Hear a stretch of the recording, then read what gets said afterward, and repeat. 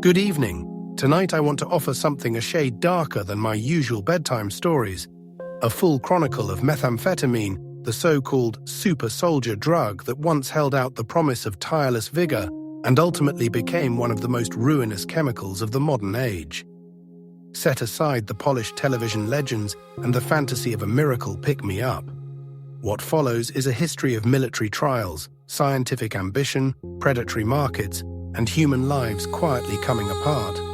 If you dropped into almost any moment of its ascent, onto a front line where tablets were handed out for an edge, into a laboratory where reagent bottles shared bench space with business plans, or into a neighborhood trying to survive the fallout, you would see how delicately the line between possibility and disaster is drawn.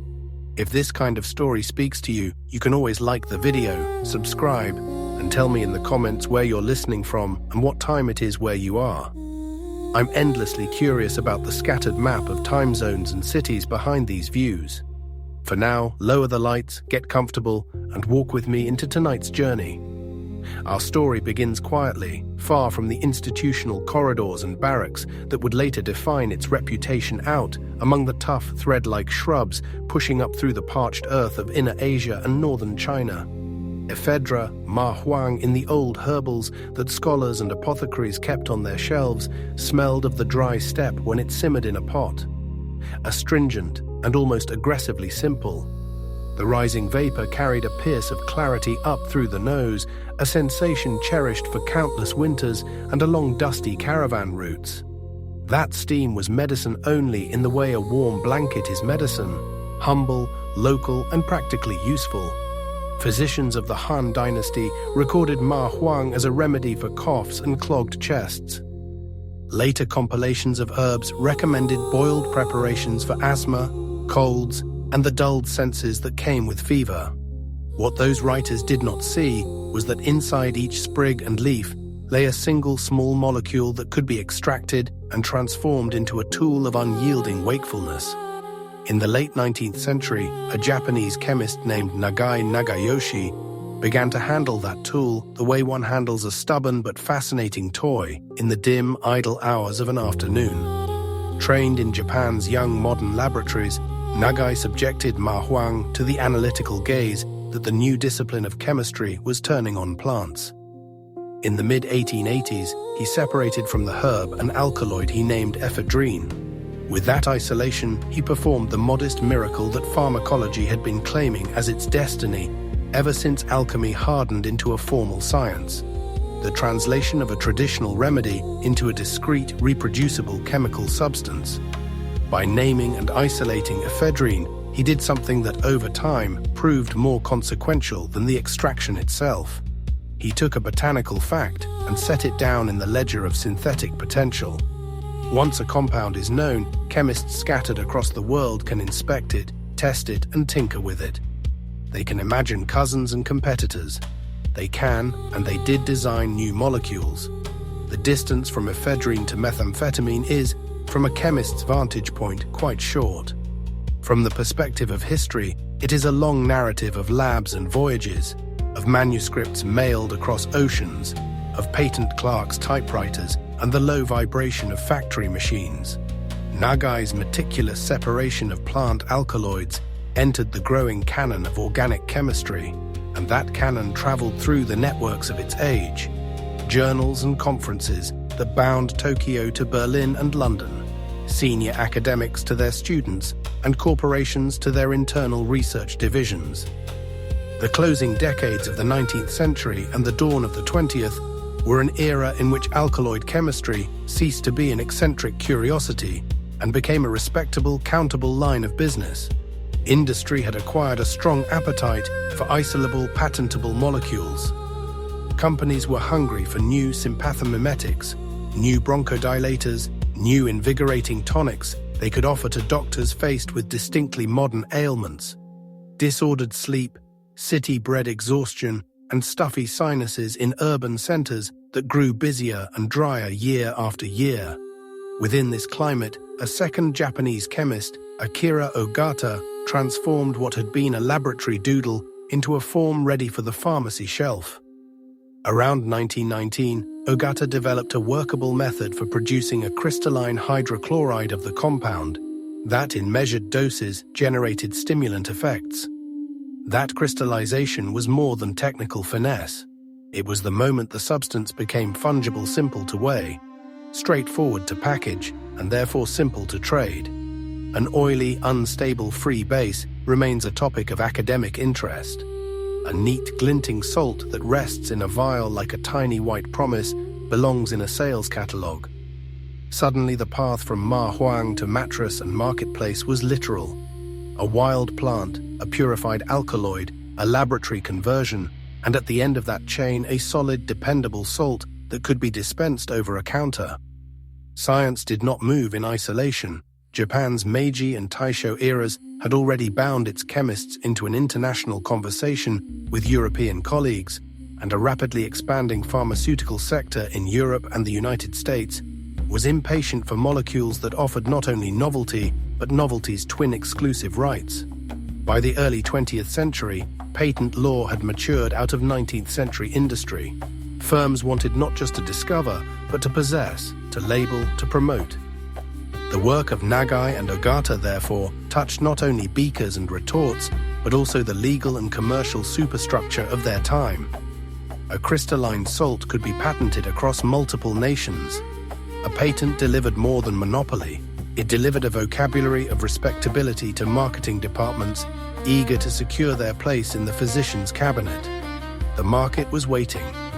The first decades of the 20th century were turning citizens into consumers, not just of food and cloth, but of sleep and attention. Clinics and hospitals were adjusting to new diagnostic language. Doctors found themselves charged with managing the texture of modern existence under the twin pressures of factory schedules and the emergencies of war.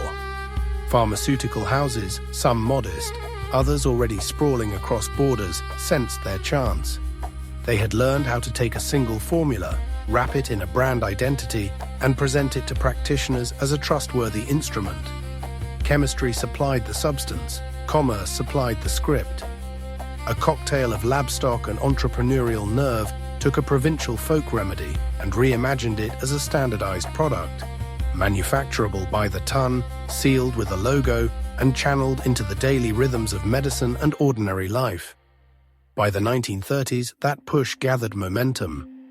The transformation from benchtop curiosity to therapeutic staple unfolded under the sharp gaze of advertisers and the gentler guidance of professional approval.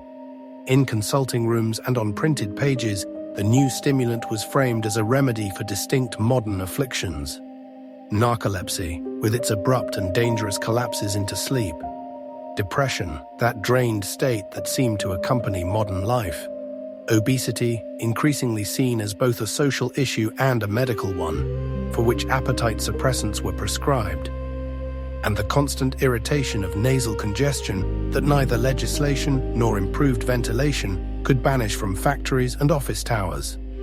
Drug companies, always adept at christening their wares, launched products with the confidence of veterans who knew the grammar of the marketplace. Brand names suggested gentility and precision.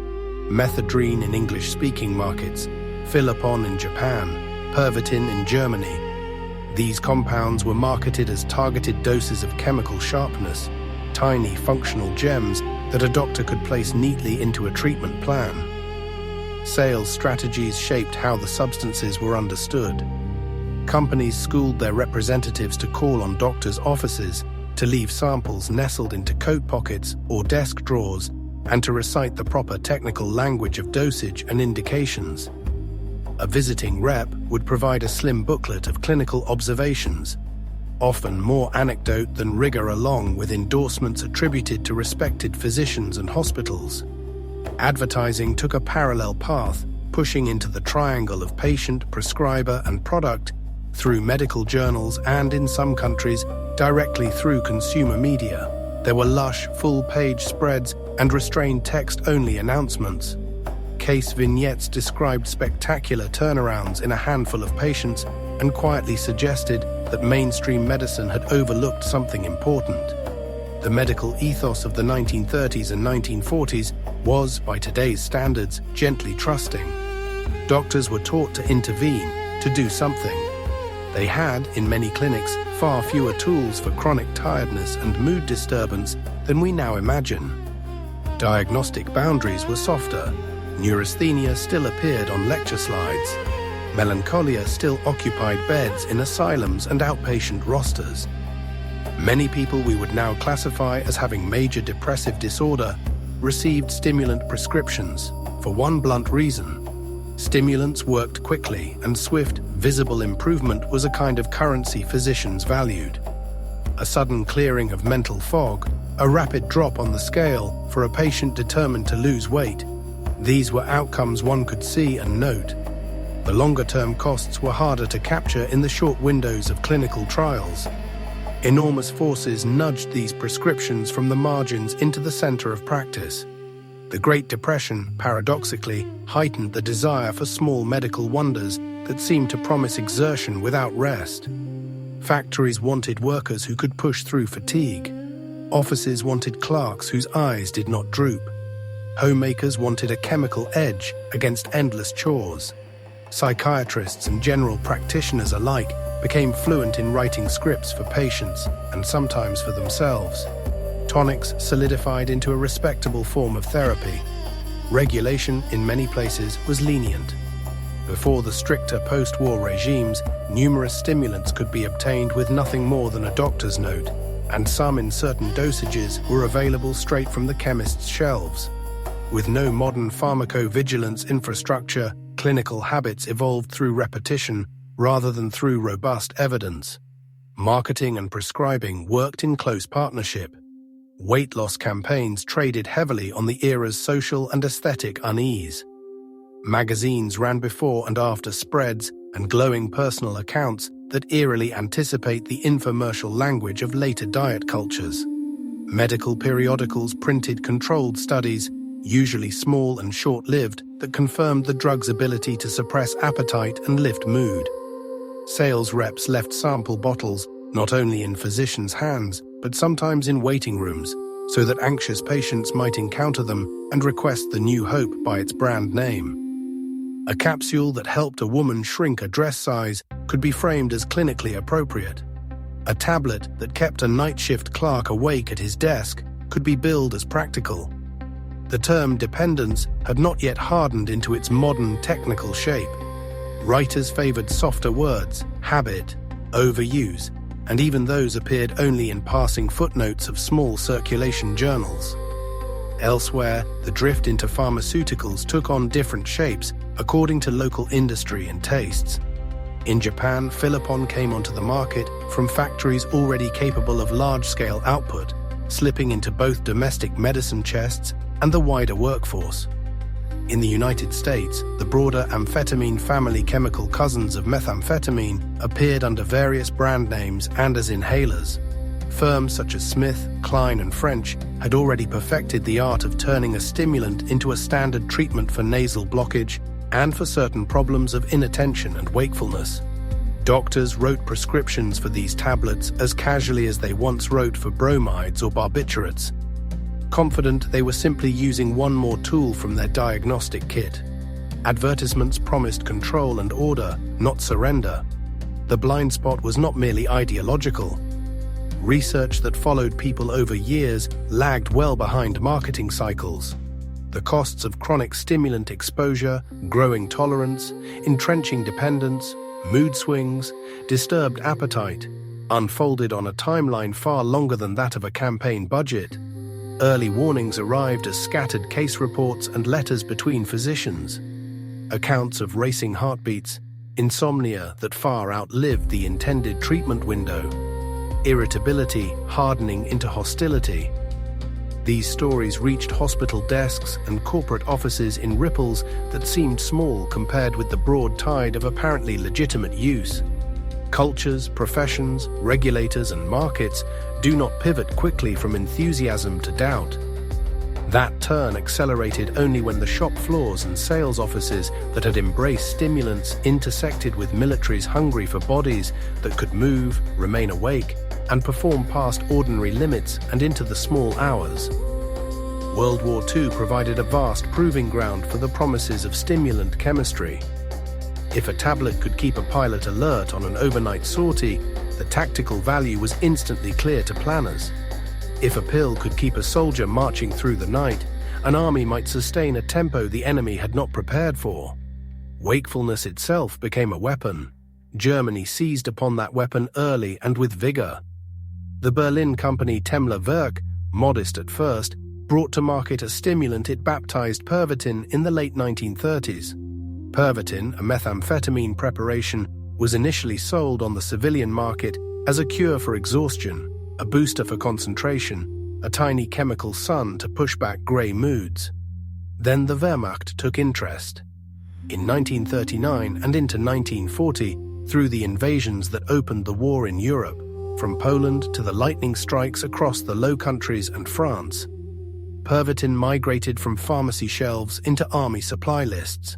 Troops received tablets to keep them awake during frigid night drives, to make forced marches through darkness possible, to sustain the rapid movement central to blitzkrieg tactics that prized speed and surprise. The logic was brutally simple. Speed wins battles. Speed demands focus and endurance. Stimulants manufacture endurance. German and other military planners believed they had located a modern advantage that would never appear like tanks or shells on a battlefield map, but would reveal itself instead in timing and distance, how quickly an offensive could move, how long it could be kept in motion without sleep. Pervitin turned whole nights into functional days. Hunger quieted. Rest stops became fewer. Quartermasters tallied boxes of pills alongside ammunition and rations. Scale is key here. What had once been a product in a shop window was recast as a logistical item. Temmler's production capacity swelled. The Wehrmacht's requisition machinery adapted. Metal tins and paper packets of tablets slipped into field kits and medical chests. Supply officers tracked pill counts with the same seriousness they brought to counting bullets. Distribution records show that the drug was not reserved only for elite units. It appeared across a wide spectrum of roles. Tank crews, infantry on forced marches, radio staff, bomber crews. In the shortest horizon, the effect was palpable. A faster operational tempo and the ability to run operations around the clock with less emphasis on regular rest. Nor was this an Axis curiosity. The Allied side, grappling with its own logistical knots, made similar if not identical calculations. British pilots and crews in the Royal Air Force, during the Battle of Britain and afterward, were given amphetamines, benzedrine first in inhalers, then as tablets, to carry them through long flights. The US military, facing the same question of how to keep air crews and ground forces awake and sharp, sanctioned stimulant use under specific conditions. In Japan, Philipon flowed from civilian markets into factories and the armed forces, where officials embraced it at once as a tool for productivity and as a way to survive shortages, air raids, and punishing work schedules. In short, stimulants joined food, training, and equipment in the array of means by which modern militaries tried to stretch human capacity. The human price, when it surfaced, did not blaze. It accumulated line by line, like small debts in a ledger. Reports from Wehrmacht medical officers described episodes of hallucination, uncontrollable aggression, and breakdowns suspected to stem from heavy, prolonged Pervitin use. Operational side effects followed. There were soldiers whose judgment grew dangerously distorted, whose risk calculations were warped by chemically inflated confidence, units whose newfound boldness tipped into reckless disregard for orders. Some commanders began to worry less about the lack of sleep and more about the erosion of discipline and command when men, wired on stimulants, acted without the sober caution that rest might have afforded. The very quality that had been prized reduced fatigue could, in excess, undermine an army's coherence. Medical staff around the armed forces began to notice patterns. Clear signs of dependence and withdrawal, psychotic breaks after sustained high dosing, and the unforgiving arithmetic of tolerance. A dose that carried a man through one day's march might need to be doubled for the next. Supply chains then had to keep pace with that escalation. Logistics risked being pulled into a loop in which the army became as reliant on chemical shipments as on fuel. Wherever that chain snapped, the effect was as immediate and consequential as any shortage of food or ammunition. The super soldier fantasy carried within it a vulnerability. Enhancement depended on constant supply. Strategy, in turn, had to reckon with the fragility of the pill delivery line. German military medical authorities, facing more and more cases of dependence and building anecdotal evidence that stimulants could corrode unit cohesion, tried to restrict and rationalize distribution as the war dragged on and the pressures of casualties and scarcity deepened. Enthusiasm cooled into caution. In Britain and the United States, where amphetamines had also been handed out to meet operational needs, Army doctors recognized the crash that followed the high mood swings, irritability, exhaustion, and urged restraint, even where some use seemed unavoidable. The calculus in wartime was rarely moral alone. It was practical. The pressing question was not whether a capsule could enhance a soldier's performance over a single night. It could. The question was whether long-term dependence on such pills might sap, rather than sustain, a fighting force over campaigns measured in months and years. Beyond the front lines, wartime stimulants seeped into everyday life. In both occupied and Allied territories, pills circulated behind blackout curtains as well as in trenches. Factory managers in total war economies flirted with Philippon and its kin as tools to keep assembly lines running through sirens and power cuts. Civilians dealing with rationing and punishing shifts sometimes turned to stimulants as their last predictable source of energy. The boundary between remedy and enhancement blurred. Doping had not yet entered the home as a familiar accusation. There is a subdued irony here, tinged with the gallows humor historians sometimes allow themselves. The conceit of modern progress often disguises itself as a small tablet. The same chemistry that drew ephedrine out of a sparse shrub on some inner Asian hillside had, within a few decades, migrated into soldiers' pockets and executives' briefcases, into advertising slogans, and into the footnotes of clinical papers.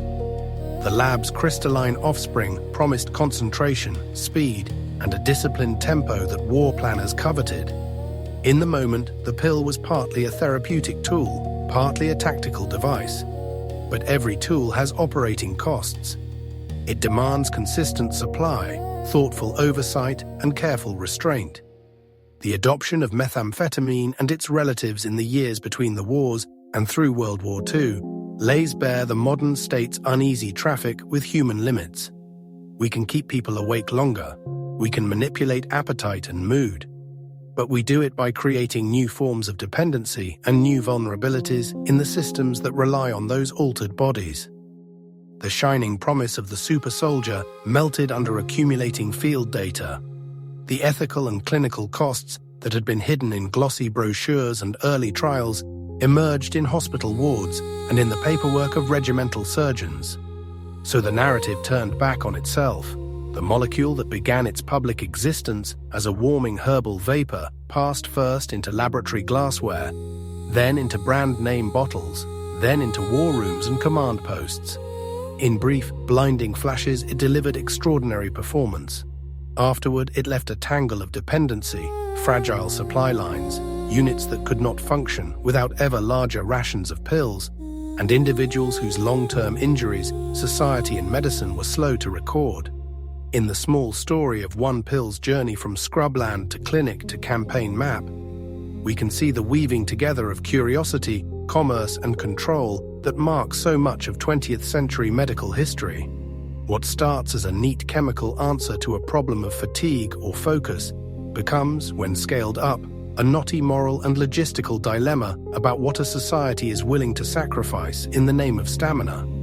In the late hours, when nations that had dosed themselves to stay awake finally stopped, the rooms where these choices were made, the hospital offices, the staff headquarters, the corporate suites, filled with a different noise. The quiet accumulation of consequences, like unopened dispatches.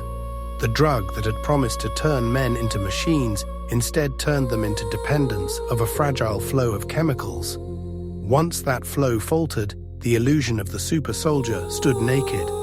A fighter might be sharper, quicker, and then suddenly unreliable the moment his chemical engine failed to arrive. The sums had always been more complicated than the sales pitches. There is a muted, bitter wit in that arithmetic. A substance sold as a shortcut around fatigue required an entire logistical apparatus to keep running. A campaign sped up by handfuls of tablets demanded extra convoys devoted to those same tablets. The quiet success of the laboratory had set off a fresh chain of needs that states and societies now had to service. The majestic dream of instant human enhancement ran headlong into the grinding realities of supply chains and human biology. It is a familiar theme. Every gain in speed reveals the next choke point. In this case, the choke point was the human being. The would-be super soldiers eventually resolved into what they had always been: people in need of rest, care and support that war-wearied nations could not always furnish. The early life of methamphetamine, from the dusty scent of ancient apothecaries to the neat brown bottles of the interwar pharmacy, and then into the rugged kits of 20th century armies, forms a parable of modernization.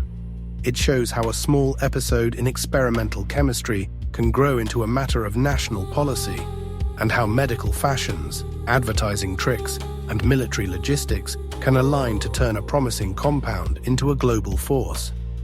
The chemistry was refined, the business instincts were agile, the strategic appeal was undeniable. The costs arrived slowly, then unmistakably, in hospital records and in sober post-war reviews that reshaped how nations policed such substances. And so, once the gunfire faded and treaties were signed, the world began to confront what it had done. The same molecules that had hauled people through nights of urgency left their imprint in the everyday lives of those who had swallowed them. The lesson came in fits and starts.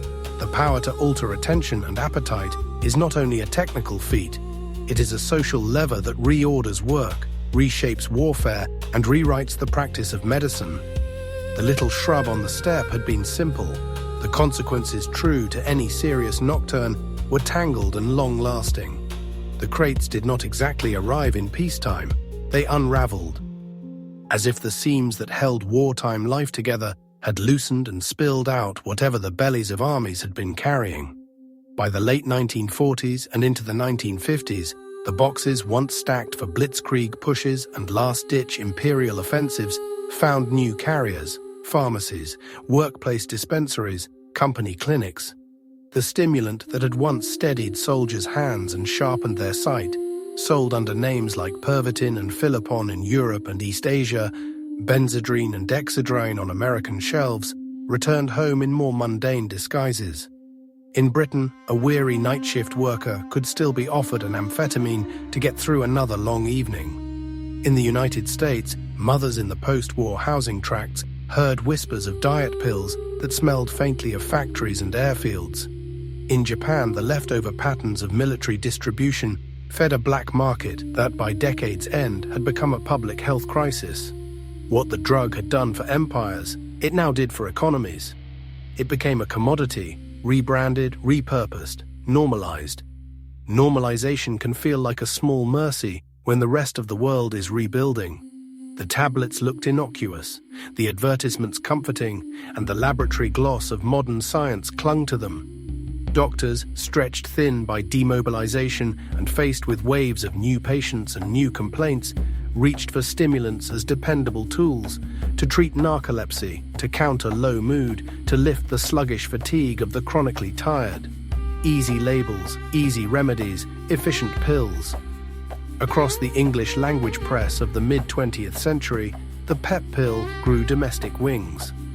Dexedrine, Benzedrine names that sounded almost amiable promised punctuality, alertness, a spare hour of wakefulness for housewives, truck drivers, students, typists, anyone whose pay hinged on productivity more than on sleep. Pharmacists handed out these tablets with a mix of professional pride and quiet anxiety. Patients swallowed them with the unexamined trust people place in printed labels and controlled clinical trials. The faint chemical tang of the stimulant trade lingered in the air of late-night garages and after-work cafes long after the victory banners came down. As this glow of convenience spread, small shadows crept into case reports and clinical write-ups. By the 1950s and into the 1960s, psychiatrists and neurologists from London to Los Angeles were documenting patterns that did not match the marketing copy. A deepening reliance on the pills, growing tolerance that demanded larger doses, and a strange delirium, amphetamine psychosis, that read in textbooks as dry taxonomy, but in life meant nights of paranoia and violence, weeks without sleep, and minds progressively unraveling. Epidemiologists began to gather these clinical misgivings into broader data. Where stimulants were widely available, hospitalizations for related disorders climbed. Where controls on prescribing were loose, shadow markets flourished. Pills sold in side streets, behind shop counters, in unlicensed pharmacies and vending corners. In Tokyo and Osaka, black market fill-upon use swelled into what officials labeled an epidemic in the late 1940s and 1950s, so severe that Parliament moved to confront it with law. In the United States, the benevolent image of the tiny doctor-approved dose eroded slowly under headlines and coroners' reports. In Britain, the National Health Service and medical associations began issuing increasingly wary advisories. Regulation almost never takes the form of a single decisive stroke. It builds slowly, a cautious circular here, a new restriction there, a treaty hammered out in a committee room at the United Nations.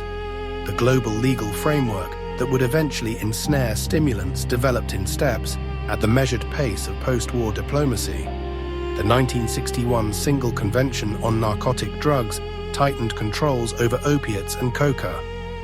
But only with the 1971 Convention on Psychotropic Substances did amphetamine and methamphetamine land squarely in a modern international scheduling regime. That agreement, the UN's second great attempt to codify global drug rules, rested on an uneasy compromise. Certain substances could be used under medical supervision, but their non-medical trade and possession would be criminalized. Many nations joined reluctantly, pulled along more by diplomatic gravity than by genuine consensus. Even before that treaty, national levers had begun to shift. In the United States, the Controlled Substances Act of 1970 reorganized the federal landscape, bundling drugs into schedules and rebuilding the rules for manufacture and prescription. The Drug Enforcement Administration was created in 1973 to police the new order. Japan, faced with its own fill-upon crisis, enacted strict stimulant control laws in the early 1950s. Many European countries tightened prescription requirements, mandated tighter inventory records, and imposed licensing schemes for manufacturers and wholesalers. These changes did not abolish production, they narrowed it.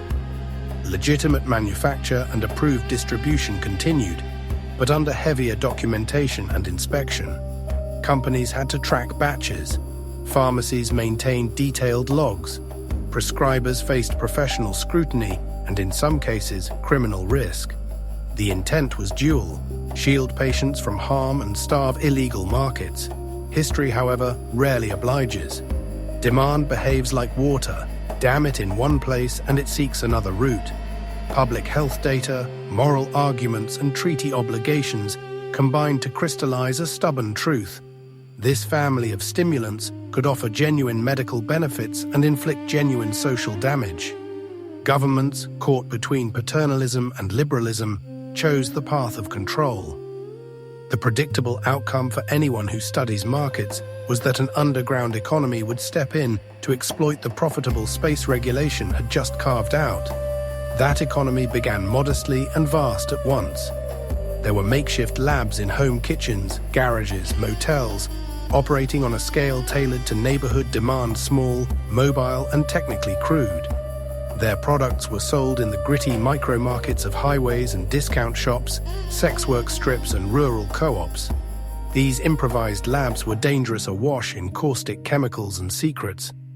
Many ended in fires or explosions that made local headlines. Yet their very smallness was an advantage in avoiding detection, and they fitted the economic realities of certain landscapes. The dislocated towns of rural America, outlying Australian communities, and pockets of post-industrial Europe. For some, the cash flow from a meth lab parked in a trailer at the town's edge eclipsed any other local job prospect. The risks were heavy eviction, environmental cleanup bills, prison, but the margins, compared to available wages, were tempting. The moral ledger for those involved was brutally pragmatic. For many families, meth production counted less as a chosen vice than as a chosen survival tactic. By the late 1980s and into the 1990s, those same economic forces began to reshape where and how the drug was produced.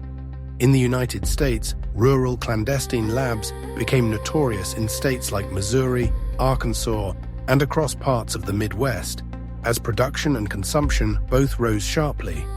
Powdered amphetamine suitable for swallowing or snorting was increasingly joined by crystalline methamphetamine, a glassy product rated as purer and more potent, ideal for smoking and closely tied to patterns of binge use and intense craving. Meanwhile, south of the border, Mexican traffickers already established as exporters of marijuana and heroin recognized meth as a natural addition to their portfolio. Cartels with pre-existing smuggling routes and access to capital invested in larger production sites, later dubbed super labs by reporters and officials. These operations were nothing like the improvised domestic setups of earlier years. They were industrial plants capable of turning streams of precursor chemicals into multi-ton outputs geared for regional and international markets. The logistics were conceptually simple. Large volumes of chemicals require large-scale movement, which in turn gravitates towards seaports, freight corridors, corruptible intermediaries, and areas where local regulators can be bribed or intimidated. The cartels exploited these structural features with the same strategic thinking they applied to any commodity. Law enforcement stiffened its response. In the United States, policymakers began to target not just illicit meth labs, but also the over-the-counter medications and industrial precursors that supplied them. The Combat Methamphetamine Epidemic Act of 2005 marked a turning point. Congress reined in retail access to pseudoephedrine and ephedrine, key ingredients found in common cold remedies, by moving them behind the counter, capping quantities an individual could buy, requiring ID, and mandating transaction logs. Within a few years, the obvious footprint of small-scale domestic meth production trailers, motel rooms, suburban garages shrunk dramatically. Yet, as always, the market answered back. When local sources dried up, entrepreneurs of every shade legitimate, criminal, and those in between searched for alternative streams. For meth, that meant leaning even more heavily on international supply chains and industrial manufacturing in places where oversight was weaker or more easily subverted. Mexican cartels stepped aggressively into the gap. Their super labs leveraged cheaper labor, pliable local power structures, and economies of scale that kept production profitable even after seizures and losses in transit. The result was a reversal. A drug long woven into American life through small medical doses and localized illicit manufacturing now poured into the country as an industrial export, saturating both city nightlife and small-town back roads. The cartel business model brought with it a familiar companion: violence. Turf wars over smuggling corridors played out with automatic weapons and homemade explosives. Politicians, police chiefs, journalists, and activists were threatened, and in many cases killed. Communities along the routes bore the scars. When President Felipe Calderón launched a major military offensive against Mexico's cartels in 2006, he escalated a conflict that was already deadly. Competition for control of legal and illegal trade routes intensified, raising the stakes for everyone involved, from foot soldiers to local officials. Across the Pacific, Thailand in 2003, under Prime Minister Thaksin Shinawatra, embarked on a harsh, internationally condemned war on drugs, aimed in large part at methamphetamine. In a few months, thousands of people were killed, many without trial. Grim evidence that some states attempt to fight drug markets with sheer brutality instead of public health measures. At the same time, production hubs emerged where global attention had seldom looked. The Golden Triangle, the lawless borderlands of Myanmar, Laos and Thailand, long notorious for opium, repurposed parts of its clandestine infrastructure for synthetic stimulants. Armed ethnic organizations, most notably the United Wa State Army in Myanmar's Shan State, became entangled in mass manufacturing of meth tablets for Southeast Asian markets. These tablets, known locally as yaba, were pressed with logos, dyed in bright colors, and shipped in staggering quantities into Thailand, Cambodia, and beyond. Cheap, easy to hide, and designed for mass use, they drew into their orbit everyone from small street vendors to corrupt officials taking a cut for looking the other way. In Europe, the dismantling of Soviet-era controls and the growth of chemical industries in Eastern Europe and China opened new channels for precursor supply and new clandestine labs in countries such as the Czech Republic and Poland. The underlying pattern was distinctly capitalist. Where demand existed, supply would emerge. Where regulators clamped down in one place, producers moved to another. These shifts were not only geographical, they were also chemical and logistical. As governments tightened rules on familiar precursors like pseudoephedrine and ephedrine, traffickers turned toward alternative synthesis routes and new source chemicals. Phenyl 2, propanone P2P, and other compounds became substitutes where ephedrine-based methods were constrained. The choice of chemical pathway determined not only the purity and yield, but also the required investment and scale. Some processes lent themselves to sophisticated high-output labs. Others suited the single-pot improvisations of a roadside operator. China's huge chemical sector, and later India's, provided, sometimes knowingly and sometimes through willful ignorance, essential feedstocks for these operations. The 1988 UN Convention Against Illicit Traffic in Narcotic Drugs and Psychotropic Substances, the first global treaty to directly target precursors rather than finished drugs alone, pushed nations to register these chemicals, implement pre-export notification, and monitor suspicious cargo. The outcome was a protracted game of cat and mouse. New rules prompted traffickers to alter shipping routes, rename products, or switch synthetic pathways. Each enforcement measure was met by another innovation. Meanwhile, meth itself diversified in physical form and cultural meaning. The drug is many things, depending on how it's made, how it's taken, and what local slang wraps around it. In late 20th century America, speed typically referred to powdered forms sold for snorting or swallowing. Crystal or ice signaled the large translucent shards meant for smoking, stamped with an aura that drew from West Coast and Pacific Rim subcultures. In Southeast Asia, inexpensive yaba tablets, emblazoned with colorful logos, dominated markets designed for rapid, covert distribution. In Japan and South Korea, post-war Philippine culture had long favored tablet use. In the Philippines, the word shabu slipped into everyday language as a catch-all for meth in various forms. Each form brought its own rituals. Tablets could be pocketed and swallowed casually at parties, requiring no paraphernalia. Powder invited group use a shared line on a table, a small mirror in a club. Crystal favored smoking, producing a swift, concentrated high and a pattern of repetitive use that made dependence more likely. These differences shaped harm and therefore policy. Smoking crystal meth produces rapid onset and encourages short, repeated doses, leading to binge behavior associated with dental destruction, risky sex, and acute psychiatric crises. Tablets generally yield gentler peaks, but often more prolonged exposure, diffusing the drug across a wider share of the population at a lower price. Injection wear common adds the risk of bloodborne infections such as HIV and hepatitis C. Because routes and forms varied, public health strategies had to be equally varied.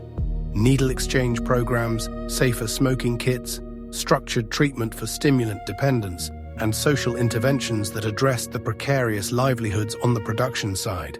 Where law and order campaigns dominated, prevention and care programs often stalled. Where harm reduction gained a foothold, outcomes, though far from ideal, measurably improved in terms of disease transmission and reintegration. At the same time, precursors themselves became the subject of high-stakes politics.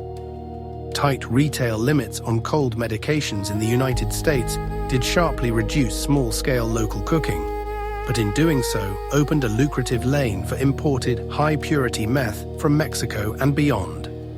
European Union-wide tracking of precursors, bilateral agreements, and the close watch of the International Narcotics Control Board all attempted to constrict supply. China, confronted with mounting evidence that domestic chemical companies were diverting stock into illicit channels, imposed stricter export controls and closed problematic plants in the 2000s and 2010s. India followed with its own regulatory tightening once international pressure and investigative reporting revealed how its generic drug and chemical producers were being used as nodes in global supply chains. The international regulatory web is full of holes, yet it functions as a lattice of levers: licensing, inspections, seizures, criminal penalties, intelligence sharing, that can make certain trafficking routes costlier and riskier. Each tightening triggers a countermove: shipments rerouted, company names changed, synthetic recipes revised. Traffickers, for their part, kept innovating in packaging and concealment. Pills were buried in food shipments, powders mislabeled as benign industrial additives, crystalline shards disguised as decorative salts or chemical salts. Shipments moved during low surveillance windows at night. Couriers were trained in believable backstories to placate customs officers. With the rise of the internet, another distribution layer appeared. By the early 2010s, darknet markets like Silk Road had demonstrated that drugs, stimulants among them, could be traded in relative anonymity, paid for in cryptocurrency, and shipped as ordinary parcels. This did not replace older smuggling patterns, but it supplemented them, linking distant producers to individual consumers with an efficiency that strained traditional enforcement. The economies that formed around meth were not abstract criminal diagrams. They were rooted in specific landscapes and livelihoods. They touched the worn booths of country diners where cash changed hands, the semi-detached houses whose carpets never quite lost the stains, the container yards where freight passed through with indifferent regularity, and the border towns where long-haul trucking had always blended with the art of slipping goods through cracks. They also created small political micro-constituencies: licensed manufacturers who bent or broke rules, pharmacists whose professional lives ended when diversion was exposed, street-level dealers who briefly became minor local powers. State responses from therapy funding to militarized raids reshaped these economies, sometimes shifting them, rarely destroying them. Demand endured, commerce reorganized. In that sense, meth's late 20th and early 21st century trajectory is a textbook on adaptation. Surplus turns into normalization. Normalization breeds alarm. Alarm triggers regulation. Regulation squeezes legitimate supply and swells black market profits. Illicit producers scale up and go global. Enforcement introduces new laws and partnerships. Traffickers respond with fresh chemistry, fresh labs, fresh routes, and new customers. All along, the drug's character remained double-edged, a genuinely useful medication in some contexts, and a ruthless amplifier of compulsive, exhausting patterns in others. A chemical that could, for a while, bolster productivity and then hollow it out. That bitter duality, useful and destructive in the same breath, is what makes its history not just a morality tale, but a material one. Somewhere amid the fog of policy debates and the lure of profit, the world slouched into a kind of uneasy balance around meth. Powerful cartels industrialized production and, in some regions, became primary suppliers. Governments wielded a mix of negotiation and force to disrupt, or in some cases tacitly accommodate, the infrastructure of supply. The form of the drug diversified around different subcultures. Public health systems struggled with epidemics shaped as much by the method of consumption as by the molecule itself. This story remains unfinished. Laws on precursors are strengthened here, relaxed there. Darknet markets are shut down, only to reappear under new names. Chemical companies merge, rebrand, and shift jurisdictions. Each change adjusts the incentives, handing small advantages to some actors and losses to others. Yet across decades and borders, one pattern persists: rulemaking on one side, innovation on the other. A weary dance of restriction and evasion, each step shaping the next. If in wartime methamphetamine had been cast as a performance enhancer for soldiers and factory laborers, in the present it has become a living document of how modern societies, sometimes clumsily and sometimes violently, try to manage desire and supply. The grandiose dream of the super soldier dissolved into something darker and more diffuse. Millions of ordinary people became users in countless different ways. Towns, and in some cases entire states, found their economic rises and falls tangled up with stimulant money. Cartels and insurgent groups recast themselves as chemists, logisticians, and industrial managers. There is a streak of black comedy in all this. A drug once advertised as a way to keep nations awake has, in the end, forced those same nations to stay up late, watching their own institutions scramble to catch up. On a quiet night, if you trace the supply lines on a map, they look like veins. One can follow the long overland trade in Yaba tablets from the Golden Triangle down through Southeast Asian railheads. The industrial flows from Baja California and Sinaloa pushing north into American suburbs and cities.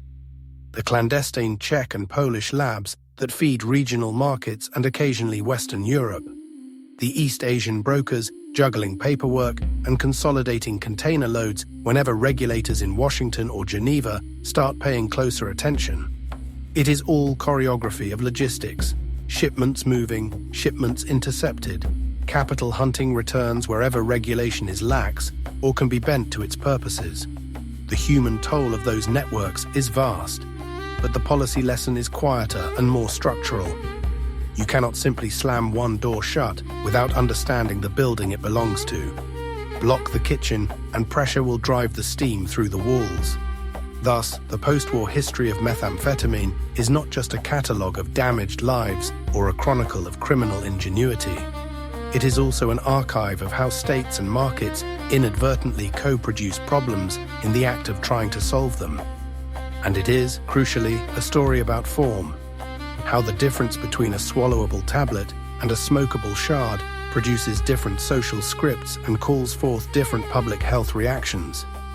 How the global politics of industrial chemicals trickles down into street-level markets and individual fates.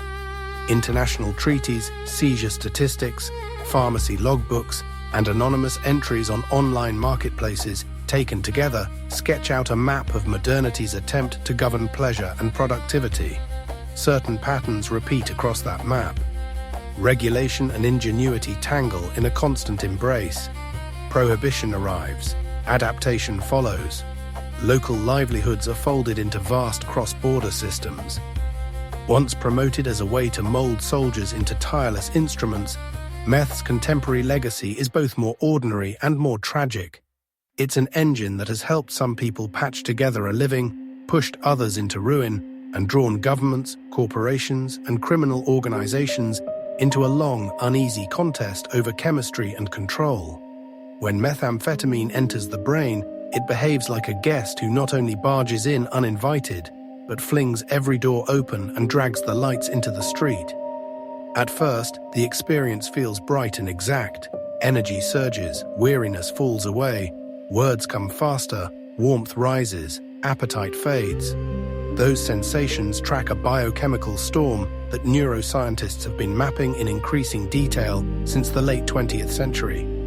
Meth is a fierce trigger of the brain's catecholamines, especially dopamine and norepinephrine, and it does its work by hijacking the very mechanisms nerve cells use to move these chemicals around. Put simply, the drug drenches the reward circuitry and then rewires it, creating effects that start as pleasure and harden into compulsion.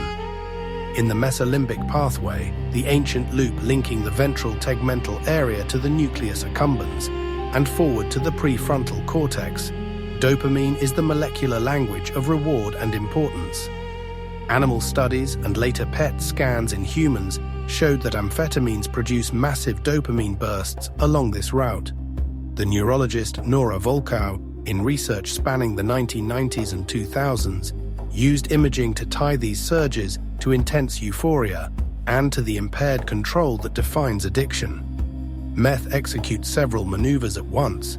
It enters presynaptic neurons through the transporters that normally remove dopamine from the synapse. It forces dopamine out of its storage vesicles by interfering with the vesicular monoamine transporter. And it flips the dopamine transporter at the cell membrane into reverse so that neurons pump dopamine out instead of taking it back up. The outcome is not a mild elevation, it is a flood. Norepinephrine levels rise beside dopamine, lending the rush of energy and sharpened vigilance, an ideal combination on a battlefield. Disastrous when sustained in living rooms and alleyways.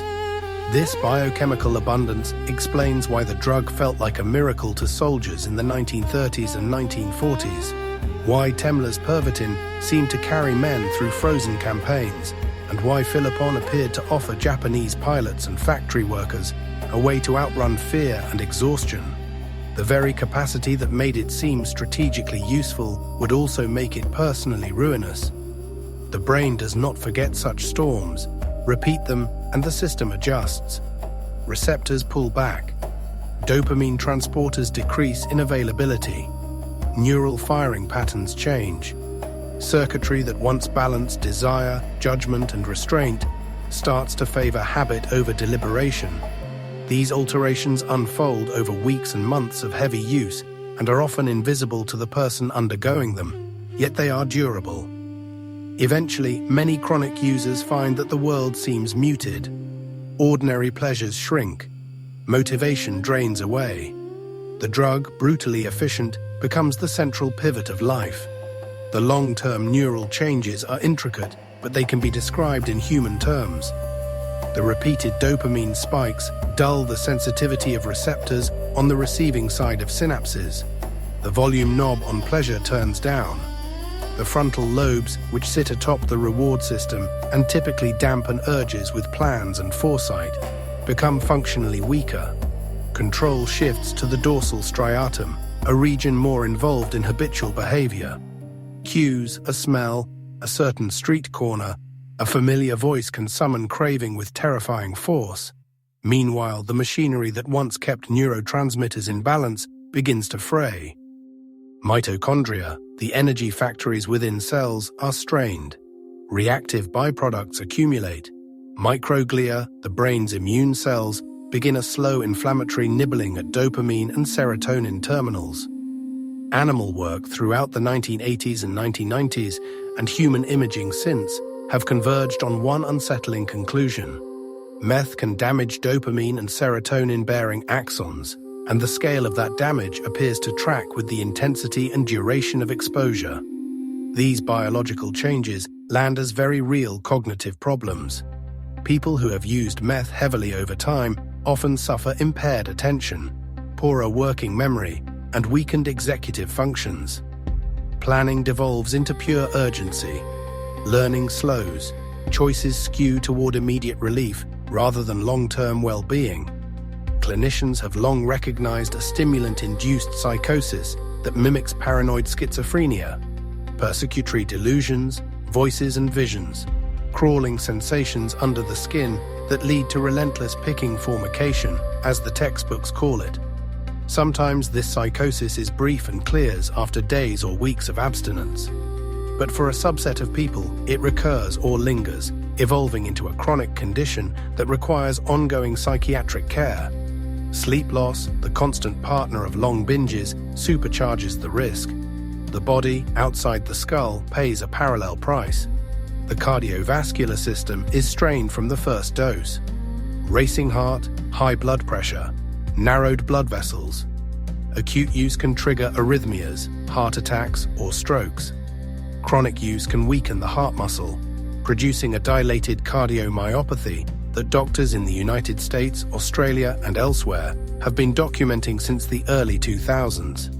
The mechanism is both functional and toxic.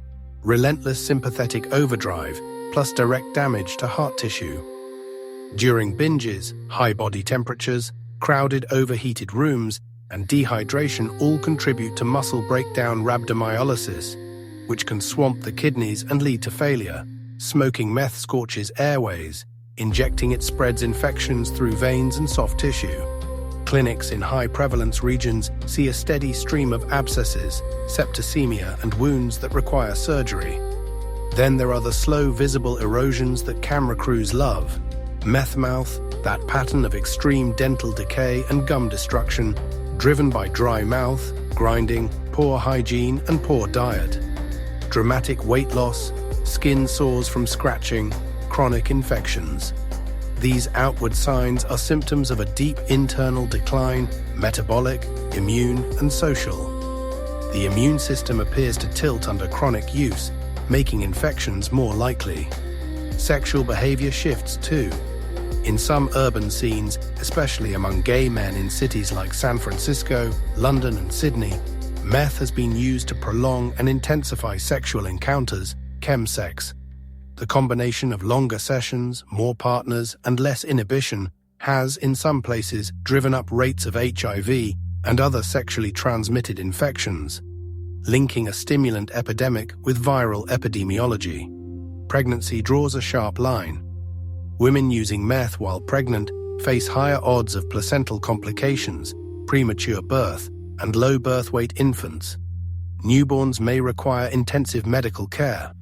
Long-term developmental studies are complicated by poverty, other substance use, and nutrition. But across cohorts in the United States, Australia, and Europe, a pattern emerges.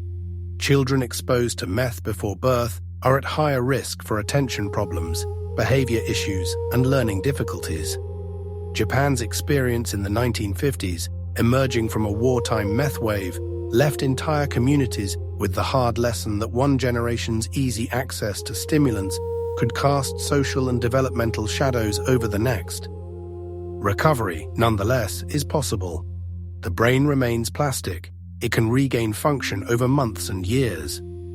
Longitudinal PET work by Volkoff and others in the early 2000s offered cautious hope. Measures of dopamine transporter density and prefrontal metabolism improved with sustained abstinence. Cognitive rehabilitation, stable housing, good nutrition, and ongoing therapy all help. But the route back is arduous, and in many areas, funding and services are either meager or bent toward punishment rather than prolonged support. For many people, the lingering neural changes, the dulled reward system, the impaired breaks in the prefrontal cortex mean that staying away from the drug is not a simple act of will. It is a daily struggle that demands an entire scaffolding of care, not solitary resolve. If the brain and body tell one part of the story, families and neighborhoods tell another. Methamphetamine epidemics tend to follow a recognizable script. They arrive quickly in certain social niches, dig in where services are weakest, and spread along routes of labor, migration, and commerce. In rural American counties in the 1990s and early 2000s, for instance, homegrown mom-and-pop labs multiplied along back roads and in trailers, feeding on easy access to pseudoephedrine-based cold medicines and the relative privacy of isolated properties. Those labs left behind toxic residues that rendered homes unfit for living and saddled small towns with remediation costs far beyond local budgets. Child protection workers increasingly discovered meth at the center of abuse and neglect cases. In Missouri, Oklahoma, and parts of the upper Midwest, courts and social service agencies watched foster care numbers climb dramatically in the first decade of the 21st century. Urban scars look different, but cut just as deep. Cities racked by deindustrialization and concentrated unemployment neighborhoods with fragile housing and eroded social networks became fertile ground. In San Francisco's Tenderloin or working-class districts of Melbourne, families buckled under the joint weight of addiction and poverty. Children who once might have been buffered by extended kin found themselves absorbed into foster systems, moving from placement to placement. Parents cycled through arrests for possession or thefts linked to their habit. Family structures collapsed not only from the pharmacology of the drug, but also from the criminal justice strategies that removed caregivers and breadwinners. Certain populations felt the blow more acutely. Indigenous communities in North America and Australia, already burdened with the legacies of dispossession and historical trauma, encountered meth as both accelerant and mirror of inequality. In remote regions of Canada's western provinces and territories, and in Australia's Northern Territory and Western Australia, community leaders in the 2000s and 2010s described a crisis arriving by plane and truck along freight routes, finding in small settlements a market with no visible victims until the social fabric itself began to fray. Sports clubs, schools, councils, all strained as nights disappeared into binges, pay packets vanished, and trust gave way to suspicion. Government responses varied. Some invested in culturally grounded treatment, community-run healing programs, and housing. Others leaned mainly on policing. The results were uneven. In Southeast Asia, meth's impact was shaped by different histories and forms. The brightly colored tablets known as yaba swept across Thailand and the Mekong region in the late 1990s and 2000s, infiltrating everything from Bangkok's nightlife to remote farming villages. Governments lurched between brutal crackdowns and tentative harm reduction efforts. In the Philippines, when Rodrigo Duterte took office in 2016 and declared a nationwide war on drugs centered on shabu, the state's response was sudden and deadly. Thousands of extrajudicial killings, widespread fear, and loud condemnation from human rights observers. The stated goal was to cleanse society of the drug's harms. The actual result, many argued, was mass trauma, shattered rule of law, and deeper distrust of the very institutions tasked with protection. That is the harsh arithmetic of punitive responses. Open markets may shrink for a time, but hidden harms multiply. Another vantage point comes from certain LGBTQ+ communities in global cities. Since the late 20th century and into the 2000s, meth use in some circles of gay men, as part of chemsex cultures in London, Sydney, New York, and elsewhere, has fused stimulant use with sexual networks in ways that reshape patterns of disease. Long drug-fueled sessions, multiple partners, and lowered inhibitions have raised HIV and STI risks. Effective responses required clinics that could offer sexual health services, addiction care, and harm reduction without judgment, a rare combination. Where such integrated care existed, it made a measurable difference. Where it did not, stigma and criminalization kept many from seeking help. These intimate individual devastations scale upward into systemic burdens. Emergency rooms see upticks in stimulant-driven crises, acute psychosis, cardiovascular collapse, frantic parents whose children have been removed, infections from injecting or poor hygiene. Mental health units absorb more people with persistent psychosis or severe mood disturbances. Child welfare offices face heavier caseloads. Homeless shelters fill with those who have slipped out of employment and housing. Employers in sectors like trucking and mining experience more accidents, absenteeism, and erratic performance. Economists can estimate some of the costs: healthcare spending, policing expenses, lost productivity. But numbers cannot fully capture the slow erosion of community life when older stabilizing figures disappear, when neighborhood ties loosen, when shared norms crumble. Government policy has sometimes acted as solvent, sometimes as salt in these wounds. In the United States, one piece of legislation in particular changed the course of the epidemic. The 2005 Combat Methamphetamine Epidemic Act, as mentioned earlier, restricted retail pseudoephedrine and thereby choked off one of the main inputs for homegrown labs. It succeeded in making those toxic setups rarer, reducing fires, explosions, and child endangerment. But the market rebalanced toward industrial supply, dominated by cartels with far more capacity for violence. The small-scale domestic producer faded from headlines. In his place stood an international trafficker with super labs, bulk precursor contracts, and transcontinental routes. This is the central irony of aggressive supply control. It seldom erases demand. It changes where and by whom that demand is met. In Mexico, where cartels like Sinaloa and later Jalisco New Generation ramped up meth production after 2005, the country's own pivot towards militarized enforcement under Calderon in 2006 led to an upsurge in violence that overshadowed nearly all else. Southeast Asia saw similar patterns: intensified policing of borders or precursor shipments in one country pushed labs and trafficking corridors into another, often into regions with fragile governance and long-running insurgencies, as in Myanmar's Shan state. In all these settings, meth markets behaved like a hydra. Cut off one head of precursor supply, a smuggling route, a particular cartel faction, and others emerged unless the underlying drivers of use and vulnerability were also addressed. So we circle back to a simple, stubborn counsel. Meth is both a biochemical and a social issue. It rewires brains and batters bodies. It fractures families and offers criminals new business models. Any durable response must speak to both layers at once: compassionate, evidence-based treatment, sensible, well-enforced controls on precursor chemicals, harm reduction programs, and steady investment in the social and economic fabric of vulnerable places. These are not indulgences, they are realistic strategies. Unlike slogans of war and zero tolerance, they take seriously both human biology and human society. When governments first squarely faced the methamphetamine problem, a molecule sold as performance, revealed as trouble, they reacted in familiar ways. They formed committees, appointed czars, and chose metaphors. The metaphors mattered.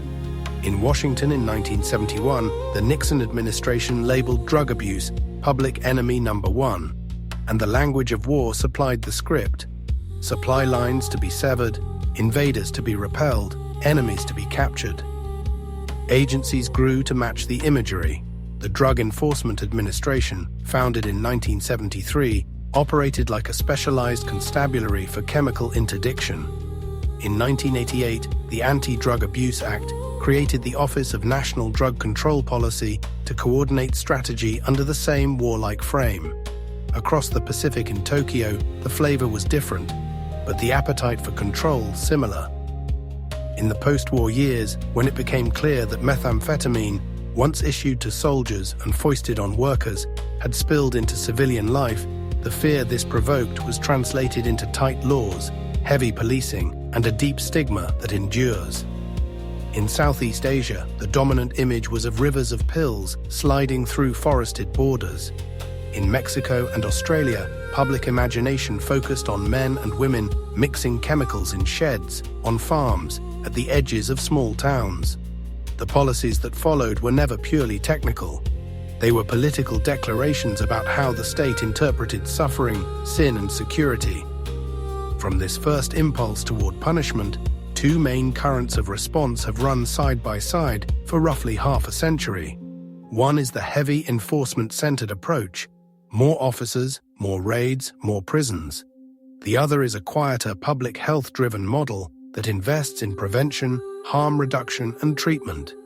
The punitive model has an appealing simplicity: stop the supply, raise the cost and risk of dealing, deter would-be users by threatening incarceration. Its preferred metrics are concrete: kilos seized, arrests made, sentences handed down. The Combat Methamphetamine Epidemic Act of 2005 in the United States exemplifies this logic in statutory form. It targeted the precursor trade pseudoephedrine, phenylpropanolamine, forcing cold medicines behind pharmacy counters, limiting purchases, tracking buyers, and stiffening sanctions. It worked on its own terms. Over a few years, the number of small improvised domestic labs dropped sharply. News reports about parents cooking meth in their kitchens grew rarer. The law did what such laws often do: it rearranged supply. But those same supply-side victories carried hidden costs. Interdiction did not dislodge demand. Markets reassembled. Local hobbyist producers gave way to cross-border organizations with far greater capacity and fewer scruples. Within a decade, networks run by Mexican cartels, drawing on industrial-scale labs and global precursor pipelines, had become a primary source for the US market. So the theater of conflict shifted from neighborhood fire departments and small-town cops cleaning up lab explosions to federal agents chasing traffickers across frontiers, while domestic rates of use and harm did not neatly decline. And where enforcement concentrated, other harms took root: bloodshed around production and transit hubs, corruption in local government, overcrowded prisons, families and communities disrupted more by arrest than by the drug itself. The public health alternative starts from different observations. People who use drugs are not reducible to criminals. They are citizens with health needs, often struggling under layers of economic, psychological, and social strain. Prevention through school programs, stable jobs, family supports is slow, unglamorous work. Harm reduction through clean needles, supervised consumption sites, drug checking, and safer use education can appear to some voters as capitulation. Yet the evidence collected since the HIV epidemic is difficult to argue away. Needle exchange programs sharply reduce HIV and hepatitis transmission. Supervised consumption sites such as Insight in Vancouver opened in 2003 after long legal and political battles and upheld by Canada's Supreme Court in 2011, have been shows to cut public injecting, increase access to detox and treatment services, and not to increase crime in their surrounding neighborhoods. Portugal's national experiment, begun in 2001, stands as another example. By decriminalizing possession of all drugs for personal use and channeling resources into treatment and social support, Portugal saw drops in problematic use, drug-related deaths, and new HIV infections over the next decade. These results are not dramatic television. They are quantifiable but quiet. The most practical approaches in many places have been hybrids. Law enforcement aimed at violent traffickers and major producers, combined with policies treating users primarily through health systems rather than courts. Australia's harm minimisation framework, adopted in the 1980s and revisited during the ICE crisis of the 2010s, is one case. Drug courts and policing on the one side, needle programs, an injecting centre in Sydney, and expanded treatment capacity on the other. In the United States, attempts at such hybrids have been patchy. Different states and cities have taken very different paths, some emphasizing prisons, others syringe exchanges and treatment, so that outcomes vary widely across the map. Punitive approaches can suppress certain visible harms in the short term, but if not paired with robust health services, tend to push problems into other districts or deeper underground. Public health-first strategies reduce disease and death, but they require steady political backing, funding, and patience. Out of this tension, various specific interventions have emerged. Drug courts, first piloted in Miami-Dade County in 1989, were born of a compromise. Use the authority of judges to compel treatment instead of simple punishment. Participants are diverted away from standard prosecution into programs combining therapy, regular drug testing, and close monitoring. Many evaluations show reduced reoffending, though outcomes depend heavily on how faithfully courts and clinics follow evidence-based practices. Used well, drug courts can be a bridge to care. Used badly, they can become a revolving door that simply delays incarceration. Harm reduction programs form the inverse of the court's hammer. None are stylish, all are pragmatic. Needle and syringe exchanges, in place since the 1980s in some regions, are the baseline tool for preventing bloodborne infections. Safer smoking kits, distributed in various forms in Australia, Canada, and parts of Europe, reduce burns and lung damage from improvised pipes. Drug checking services, from basic spot tests to on-site spectrometry, have become vital where fentanyl contamination of stimulants has led to sudden spikes in fatal overdoses. Supervised consumption rooms accept that some people will continue using and focus instead on keeping them alive and connected to care. They may clash with moral intuitions, but study after study shows they reduce overdose deaths and public disorder. Much of the public health literature amounts to a polite way of saying, "These measures work Ignoring them costs lives. Yet implementation is entangled with politics. Contingency management, a method in which people receive small tangible rewards when they test negative for drugs, has repeatedly been shown to reduce stimulant use, including meth, more effectively than many other behavioral approaches. Still, in some jurisdictions, regulations or funding rules forbid or restrict paying people for recovery, as if it were an affront to principle. Needle exchange programs have faced decades of political resistance in the United States and elsewhere from lawmakers who feared they would encourage drug use. So drug policy does not follow data alone, it tracks rhetoric and moral sensibilities. When budgets favor arrest counts over treatment outcomes, institutions align themselves with enforcement. For methamphetamine in particular, the clinical terrain remains difficult. As of 2024, there is no universally accepted, government-approved medication that simply treats meth use disorder the way methadone or buprenorphine can stabilize opioid addiction. Behavioral interventions, cognitive behavioral therapy, motivational interviewing, the Matrix model remain the foundation of care. The Matrix model, developed in California in response to rising stimulant misuse, combines group therapy, individual counseling, family education, and regular testing in a structured outpatient format. It is less a magic bullet than a sturdy frame within which recovery can take shape. Contingency management, however, stands out. Across randomized trials, giving people consistent small incentives for clean drug tests significantly improves abstinence and treatment retention for stimulants. It is, by the standards of behavioral science, one of the most robust tools available. But cultural discomfort with rewarding people for not using drugs, combined with regulatory barriers, has kept it from being widely adopted where it is most needed. On the pharmacological front, research has explored a wide array of candidates. Stimulants such as dextroamphetamine or methylphenidate as controlled substitutes. Antidepressants like bupropion. Wakefulness drugs like modafinil.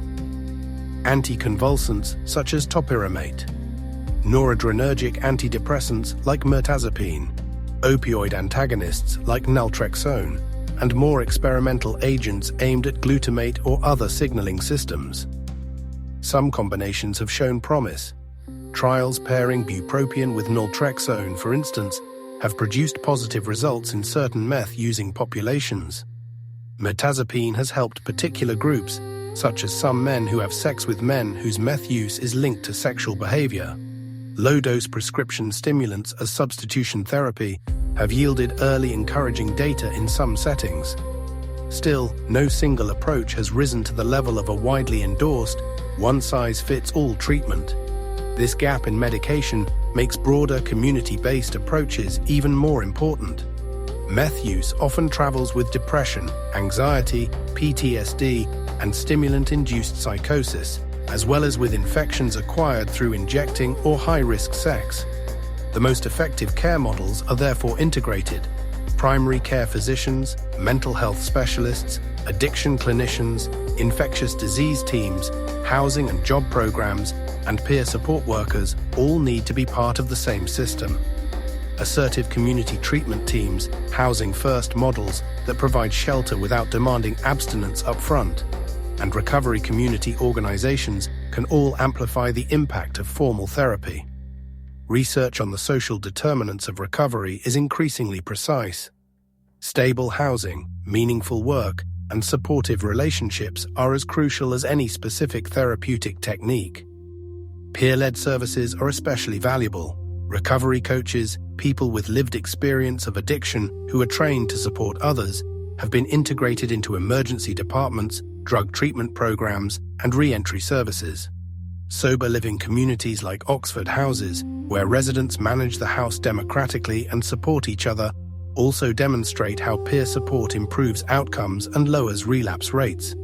These approaches are relatively inexpensive, yet chronically underfunded, especially in systems that default to top-down control. Access remains a practical barrier. A clinic may have excellent treatments on paper, but no trained staff to deliver them. No interpreters for patients who speak other languages. No transport options for those living far away. In the United States, health insurance gaps and unequal Medicaid coverage mean some regions lack basic behavioral health capacity, precisely where meth problems run highest.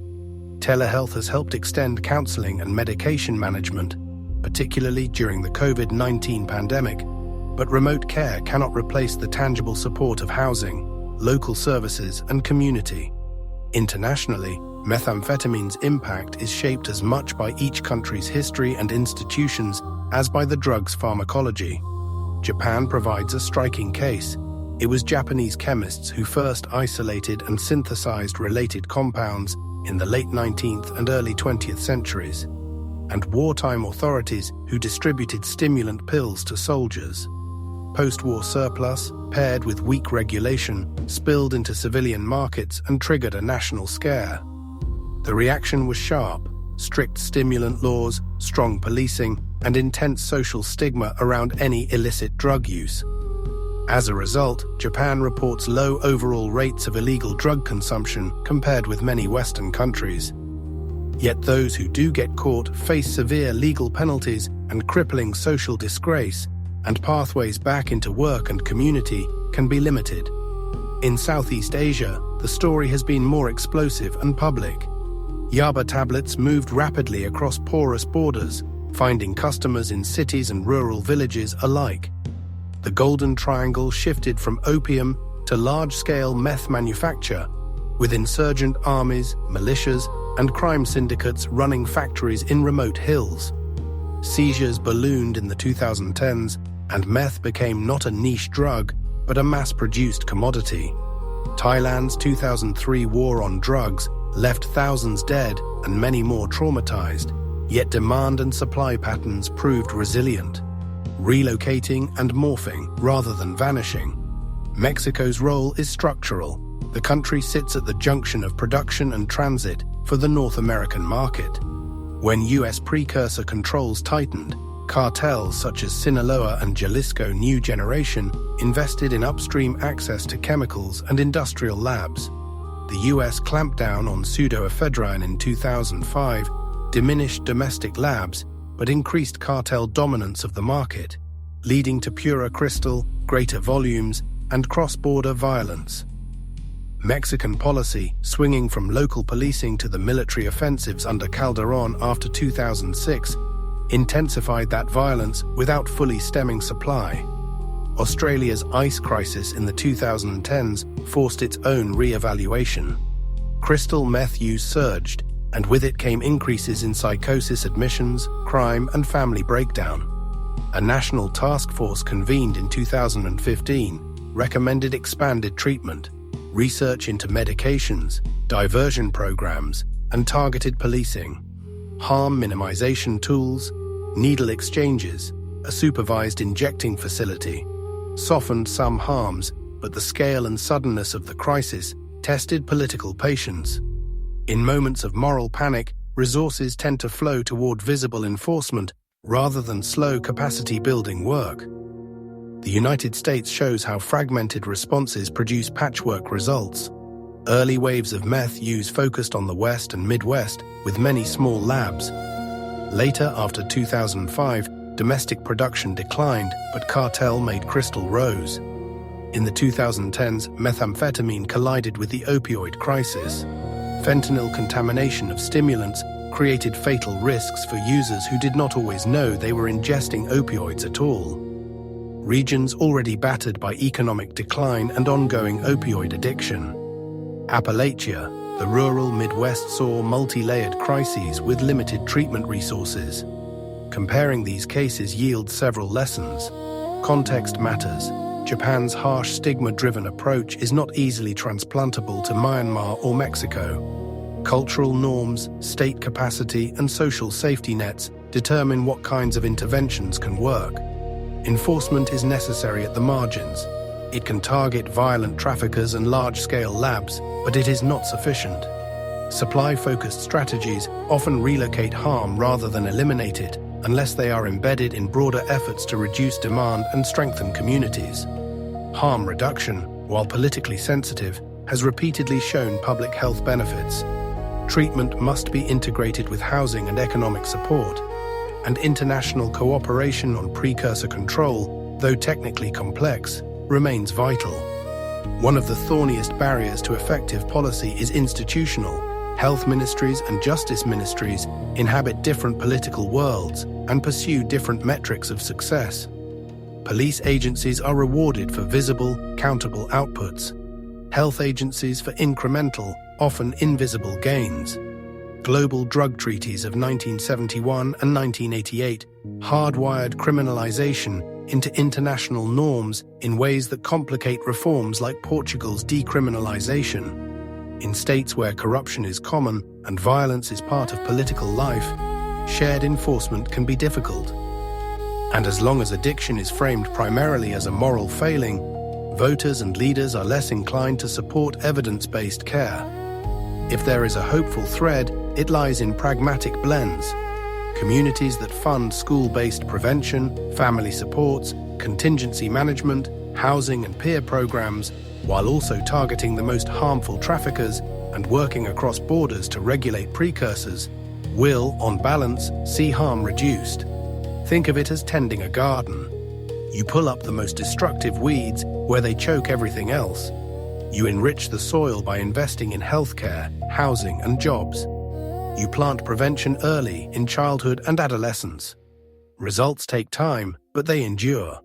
One sobering constant remains: policy cannot rewrite chemistry or erase the structural conditions, wars, dislocation, poverty, inequality, that make stimulants so attractive to some. What policy can do is change how risky it is to use, how easy it is to get help, and how communities respond when people suffer. The accumulated evidence points in a clear direction. Treat methamphetamine not primarily as a crime, but as a chronic, treatable health condition rooted in social realities. That means combining modest but solid clinical tools with serious investment in social infrastructure. That is the message from Portugal, from Vancouver, from parts of Australia, and, by contrast, from places where pure punishment has led to cycles of violence and recurring epidemics. The super soldier fantasy that once animated military chemists has evaporated, replaced by a very different human challenge: how to reduce suffering and rebuild lives where a drug that promised endurance ended up eroding the foundations of health, family, and community. In clinics, peer support circles, supervised rooms, and family meetings, small victories quietly accumulate, largely unnoticed by cameras. In the louder arenas of politics, leaders still favor clear slogans and tough-sounding metric seizures, arrests, high-profile prosecutions. Meth's history suggests a more humbling perspective. The epidemic's shape is set as much by policy and culture as by the molecule itself.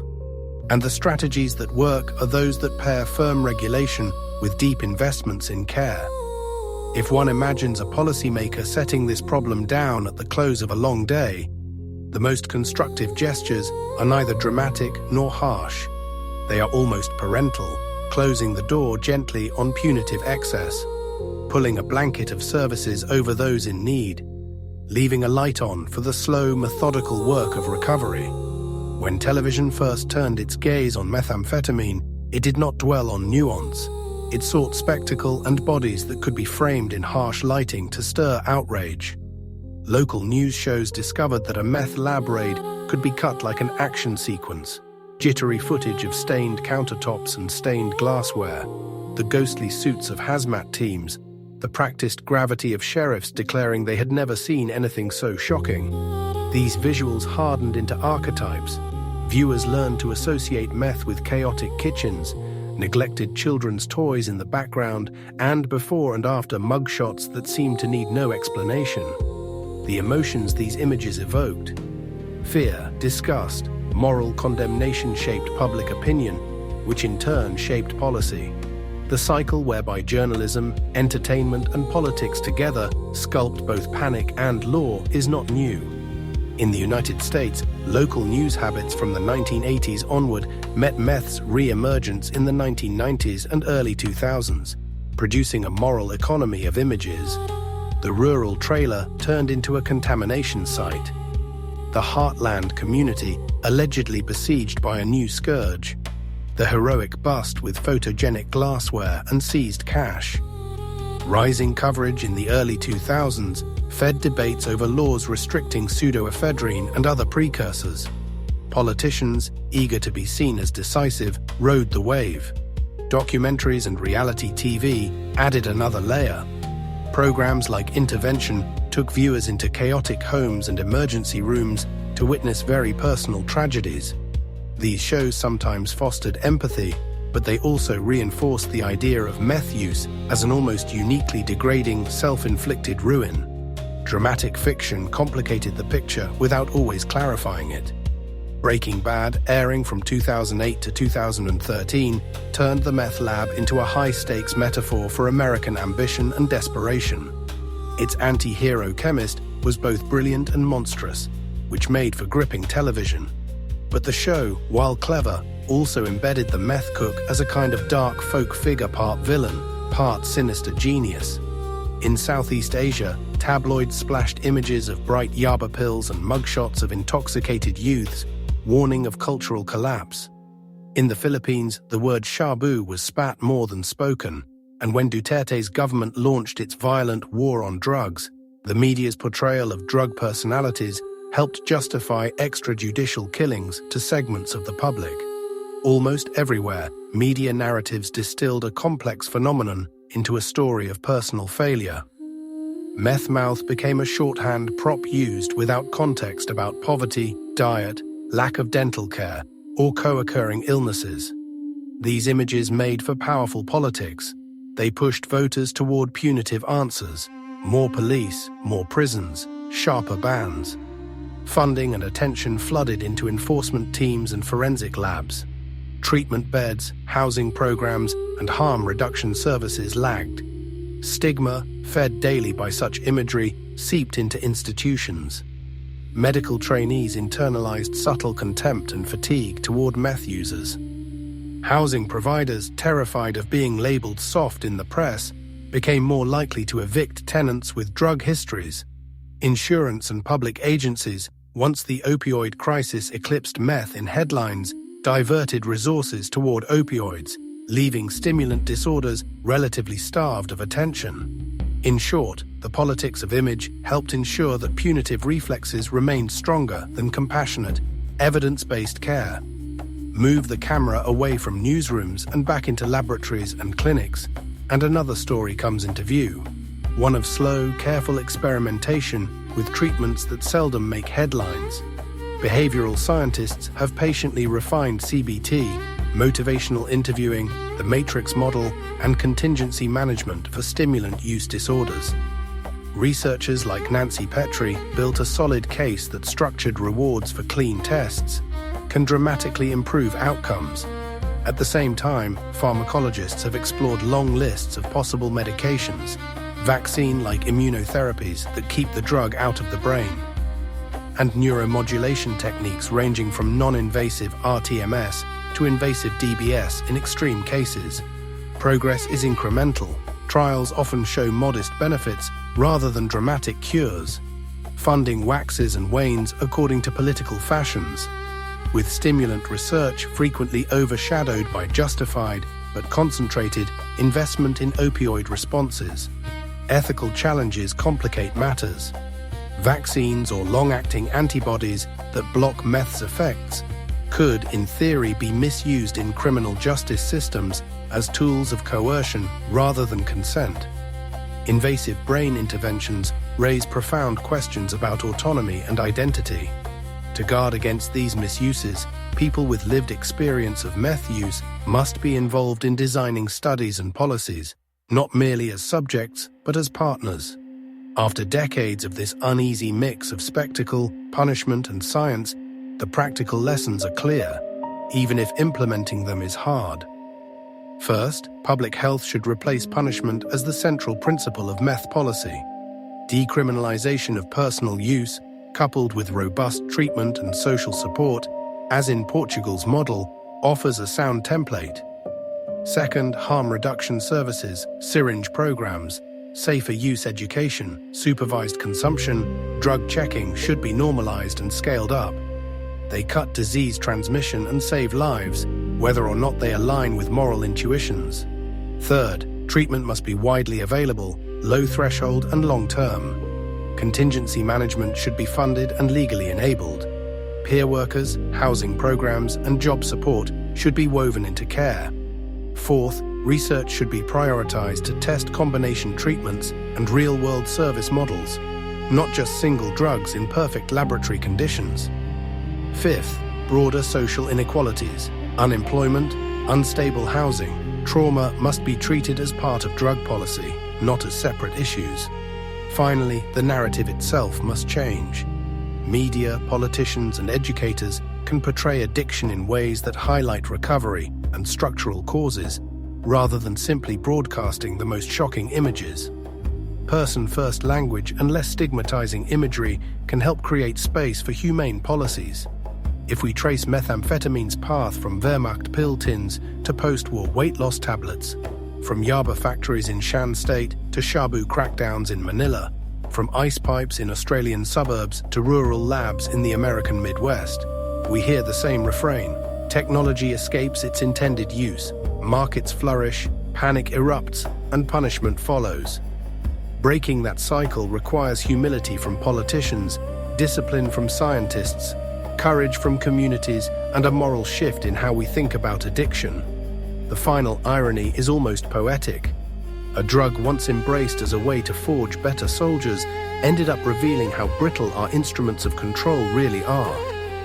The harsher our attempts to criminalize and repress, the more the problem slips into new shapes and new places. If we are to avoid repeating this story with the next stimulant or synthetic drug, we will need new instruments: public health, harm reduction, social equity, and science anchored in real lives. That work is slow and unglamorous. It rarely produces dramatic footage. But over time, it is the only approach that has shown it can keep more people alive, reduce suffering, and prevent a substance that began as a tool of war from becoming the endless fuel of a peacetime catastrophe. When methamphetamine arrived in the human story, it did so as a neat little triumph of chemistry, a molecule plucked from a wiry desert plant, reshaped into a crystalline salt, and slipped into the pockets of soldiers and workers as a tool of endurance. Over the next century, it threaded its way through battlefields, factory floors, doctors' offices, kitchen sinks, cartel warehouses, and clinic waiting rooms. At each stage, it offered something seductively simple: more wakefulness, more productivity, more focus, more hours in the day. At each stage, it also exacted a price that was slow to reveal itself: warping circuits in the brain, fraying the muscle of the heart, thinning the fabric of families, and feeding underground economies where violence and corruption thrive. The states that embraced it, banned it, weaponized it, and tried to eradicate it learned variations on the same theme. Supply controls alone reshuffled rather than dissolved markets. Demonization of users backfired, driving people away from treatment and deeper into hidden networks. Meanwhile, in less visible corners, people labored over quieter remedies: group counseling in anonymous rooms, urine cups and small vouchers in contingency management programs, carefully titrated doses of experimental medications, coils for brain stimulation placed over the scalp, vans delivering clean syringes and HIV tests to alleyways and camps, housing officers trying to keep people indoors long enough to stabilize. If there is a single lesson in the entire arc of methamphetamine's history, it is this: the problem is not just the molecule, it is what the molecule meets: our systems of work, our inequalities, our wars, our stories about willpower and failure, our tendencies towards spectacle and punishment. We know enough now to say what helps, framing addiction as a health and social issue, not merely a crime. Investing in prevention, especially for children and teenagers in stressed communities. Making harm reduction boringly commonplace. Funding treatment that is patient, integrated, and shaped by people with lived experience. Regulating precursors with international cooperation, while recognizing that chemistry alone will not solve what poverty and despair create, and telling the story differently so that those who struggle are not reduced to a set of ruined teeth in a mugshot. None of this will erase methamphetamine from the world. The chemistry is too simple, the profits too great, the needs it answers too real. But these measures can change the odds. Fewer deaths, fewer broken families, fewer communities hollowed out. Seen from a distance, it is easy to treat the history of meth as one more dark fable about human excess. Seen up close, it is a collage of individuals. A pilot forcing his eyes open over Europe, a housewife in 1955 given a diet pill by her doctor, a teenager in rural Thailand buying a yaba tablet at a bus stop, a man in Los Angeles clutching a pipe in a motel room, a woman in recovery in Melbourne who shows up week after week to a support group and slowly rebuilds her life. Policy lives or dies in these small stories. Each time a clinic stays open late enough to catch someone on the edge. Each time a police officer directs a user to treatment instead of jail. Each time a journalist chooses nuance over shock value. Each time a government funds housing rather than another mandatory minimum sentence. Those are the quiet inflection points where the long trajectory bends. The methamphetamine era is not an aberration in human history. It is an intense, condensed example of how we handle powerful new tools. We discover them, celebrate them, overuse them, panic about them, punish them, and eventually, sometimes, learn to live with them more wisely. Nothing guarantees that wisdom. The next synthetic stimulant will surely arrive, promising sharper focus, longer hours, fewer needs. The next wave of profits and panics will follow, but we are not condemned to forget. We carry forward data, experience, and the lived testimonies of millions.